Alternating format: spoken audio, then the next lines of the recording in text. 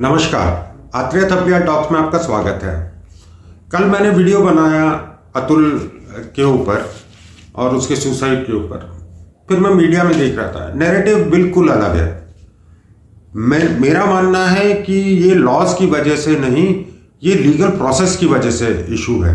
जो लॉयर्स हमें उल्टा सीधा सिखाते हैं उसकी वजह से। लेकिन हर जगह क्या बोल रहे हैं कि लॉज बहुत विमेन को फेवर करते हैं। और फिर एक बहुत तगड़ा नैरेटिव आया कि 90% ऑफ दी जो केसेस है वो फॉल्स हैं, वो फॉल्स केसेस फाइल किए गए हैं।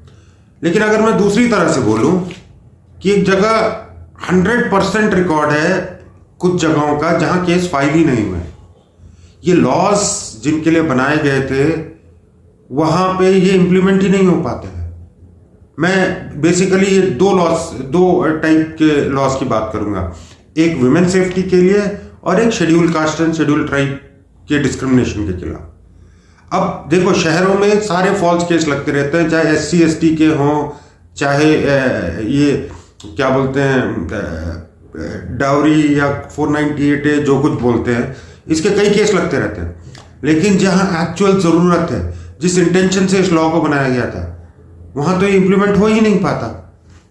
क्योंकि अब आप देख लीजिए, एक गांव में एक औरत है, एक ठीक है, आज हमारे फैमिलीज में हम 2 बच्चे हैं, माँ बाप को दोनों बच्चों की फिक्र है, 2 बेटियां, दोनों बेटियों की फिक्र है, रेगुलर करस्पॉन्डेंस है, दिन में 3-4 बार फोन पे बात होती है। लेकिन एक वो लड़की गरीब घर की, जिसे कि मतलब जिसकी शादी कर दी गई है कि भाई बोझा खत्म हुआ, अब उनकी जिम्मेदारी है, उसके पास कुछ भी नहीं है। उसके लिए तो लॉ इतना सख्त चाहिए कि अगर वो रिपोर्ट करे तो तुरंत इन लॉज को डर होना चाहिए कि वो अंदर जाएंगे। वो लड़की अपनी शादी ऐसे ही नहीं तोड़ेगी। जैसे बोलते हैं जजमेंटल नहीं होना चाहिए, जजमेंटल नहीं होना चाहिए। इस मामले में जजेस को जजमेंटल होना होगा कि बैकग्राउंड क्या है।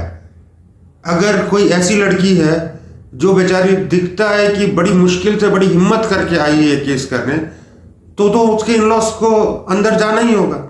और कोई वकील के पास नहीं, सीधे जज के पास आके बोले कि भाई इससे ये प्रॉब्लम है, तो उससे सॉल्व हो जाएगा। अब जैसे SC ST केसेस भी है, शहर में झूठे लगते रहते हैं, लेकिन वही आप जाओगे गांव में, रूरल एरियाज में, अगर एक शेड्यूल कास्ट का बंदा, गरीब आदमी, थाने में रिपोर्ट भी कराने गया, तो उसको सीधा करे सेठ जी के खिलाफ रिपोर्ट लिखाएगा, तेरी इतनी औकात होगी। उसके लिए ये रूल बना था तुरंत अरेस्ट का, कि वो सेठ जी को डर रहे हैं कि अगर इसने बोल दिया तो तुम पहले अंदर जाओगे, बाद में बात होगी, 6 महीने बेल नहीं मिलेगी।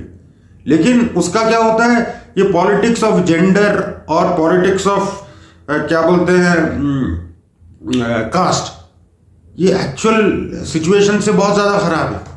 ये सब जो एम्पावर्ड लोग हैं वही लोगों को यूज करते रहते हैं। एक्चुअली ये एम्पावर्ड वुमेन है, तो अगर वो केस करे तो जज को देखना चाहिए, हाँ भाई तुम भी नौकरी करती हो, वो भी कर रहा है, तो ऐसा कैसे हो गया कि तुम्हारे साथ इतनी सारी चीज़ें हो गई। तो ये चीज़ है। और इसमें मैं थोड़ा सा ये कहना चाहता हूँ कि जजेस को तो जज करना होगा। और रोल ऑफ पुलिस को भी, अब देखिए मेरे हिसाब से बेचारे पुलिस वाले वो लोग हैं जो अपनी नौकरी बचाने के लिए काम करते हैं, उनकी हालत खराब होती है।